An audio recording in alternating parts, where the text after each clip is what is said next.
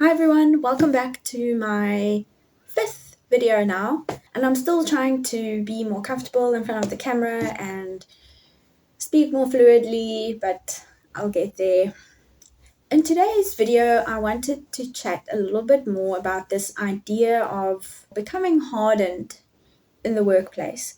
It's a bit of a continuation of a video I did before in video 3. I'll link it below in the description. I mentioned that sometimes I think people maybe have hardened to a point where they're not aware of it anymore. It's really something I've noticed a lot with online communication, especially in the freelancing world.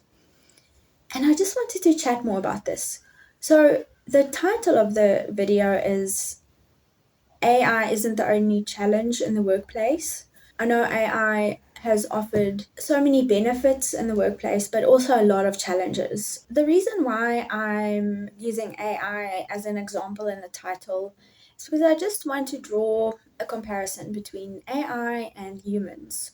I've noticed a lot in human communication online that there's often this sense of hardness or a sense of desensitization.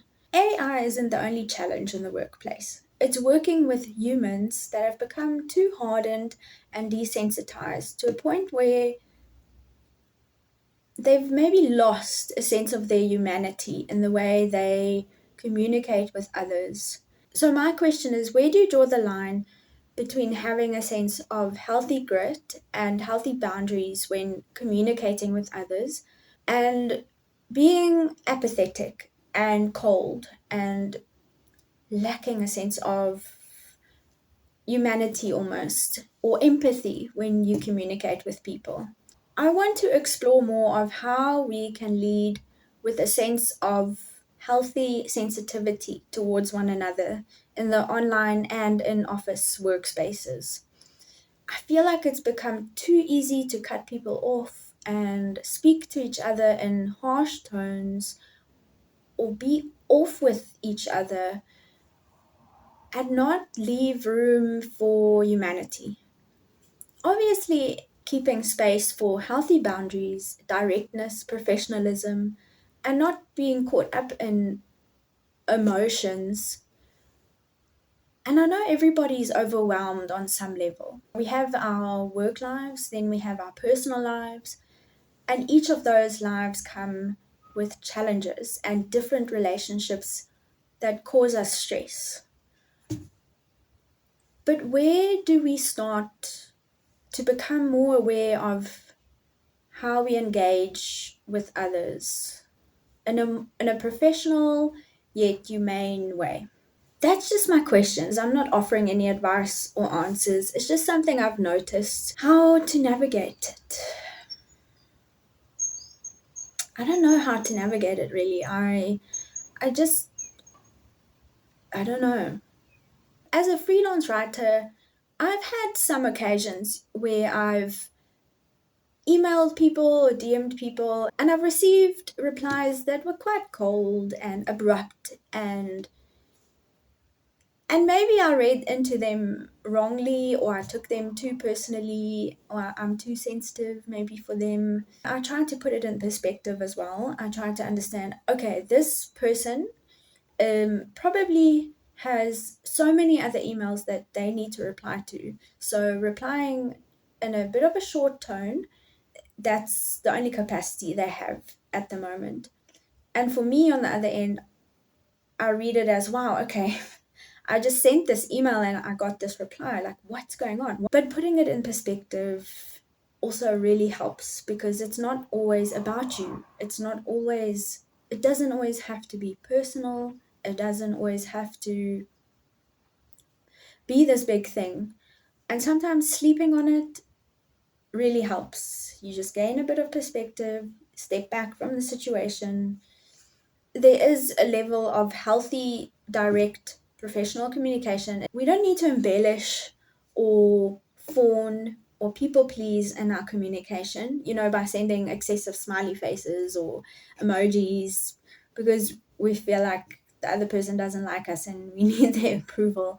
I feel like it's an important discussion for us to have, especially if you are a freelance writer as well and you work with a lot of clients and you also send pictures to editors. We all work together and email each other back and forth, and especially also when you are job hunting and you have to send emails to all sorts of different people. It's dealing, I think, with the feedback. Sometimes you won't get any responses. Sometimes you will get abrupt responses, but it doesn't mean that they are being rude.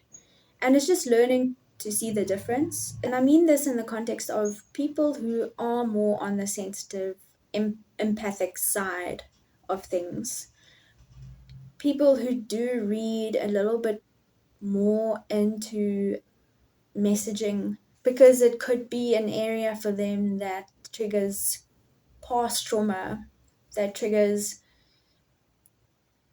difficult experiences they had. You know, it goes back all the way to childhood. And I think there is relevance there. But again, as I said in video 3, I think it is also up to us to do the work to realize that, okay, how much of my stuff is coming up right now? And what do I need to take accountability for, even to the point of, do you need to maybe go see a psychologist to chat with them, or a counselor, or a life coach, just to gain perspective on how to communicate in clearer ways, but also to not take communication too personally if you do receive more direct responses.